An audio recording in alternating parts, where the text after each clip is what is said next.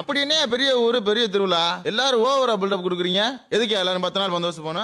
Sir நீங்க புதுசுனாலும் உங்களுக்கு தெரியல. திருவிழா 10 நாள் நடக்கும். ஒவ்வொரு நாளும் ஒவ்வொரு கோலத்துல சாமி ஊரை சுத்தி வலம் வரும். உலகத்துல எந்த மூணு முடுக்கில் இருந்தாலும் சரி இந்த திருவிழாவுக்கு வந்து சேர்ந்துருவாங்க.